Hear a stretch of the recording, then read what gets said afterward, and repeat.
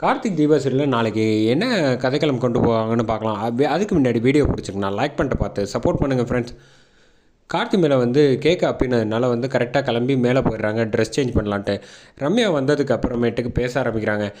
எங்கடி உன் ஹஸ்பண்டை கண்ணில் பார்க்கவே முடிய மாட்டேங்குது அப்படின்னோடனே, இப்போ தான் ட்ரெஸ் சேஞ்ச் பண்ண போயிருக்காரு அப்படின்னோடனே, ஏங்க கிஃப்ட் எடுத்துகிட்டு வரலையான்னு ரியா கேட்டோன்னே, இதோ எடுத்துகிட்டு வரேன் அப்படின்னு சொல்லிட்டு ஆட்டோவில் போய் வந்து எடுத்துகிட்டு வர்றாங்க.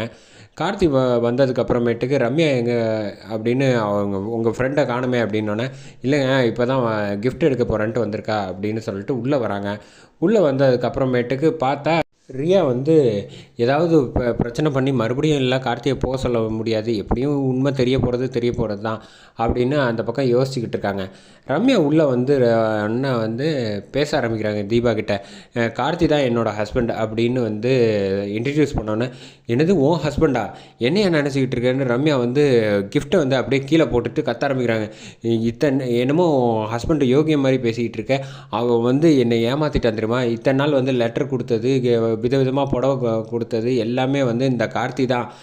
இதை தவிர்த்து வந்து என்னெல்லாம் பேசியிருக்கா தெரியுமா, எனக்கு வந்து அந்த ஷர்ட்டெல்லாம் வந்து மேலே அடிபட்டதுக்கு வந்து போத்துனது இவ்வளவும் நீ செஞ்சுட்டு ட்ராமா பண்ணிக்கிட்டு இருக்கியா கார்த்தி, என்ன 2 பேரையும் கல்யாணம் பண்ணிக்கலான்னு திட்டம் போட்டு வச்சுருக்கியா, அதனால தான் வந்து ஒவ்வொரு தடவையும் வந்து நீ வந்து என்னை வந்து பார்க்காம வந்து ஏமாற்றிக்கிட்டு இருந்திருக்க, கடைசியில் உன் கல்யாணத்துக்கு 1 வருஷம் ஆகுது, நீ வந்து என்னை ஏமாற்றிட்டல, உன்னை சும்மா விட மாட்டேன் அப்படின்னு ரம்யா வந்து சொல்கிறா. நான் கல்யாணமே பண்ணிக்க மாட்டேன், யாரையும் விரும்பாமல் இருப்பேன்னு நினச்சிக்கிட்டு இருந்த என் மனசில் வந்து ஆசையை காட்டி ஏமாற்றிட்டல, உன்னைய வந்து இனிமேல் எந்த இடத்துலையுமே வந்து ஜெயிக்க விட மாட்டேன் பார்த்துக்க அப்படின்னோடனே, தீபா இங்கே பாரு என் ஹஸ்பண்ட் அப்படிப்பட்டவர் கிடையாது அப்படின்னா சும்மா நிறுத்து, தேவையில்லாத விஷயத்தெல்லாம் நீ பேசுகிற வேலை வச்சுக்காத, ஓ மேலே இருந்த மரியாதையும் போயிடுச்சு அப்படின்னு சொல்லிட்டு இவங்க 2 பேரும் வந்து இனிமேல் எனக்கு கார்த்தியோடு சேர்ந்து உனக்கும் என்னோடய ஜென்ம எதிரி நீ தான் அப்படின்னு வந்து ரம்யா வந்து சொல்லுவாங்க.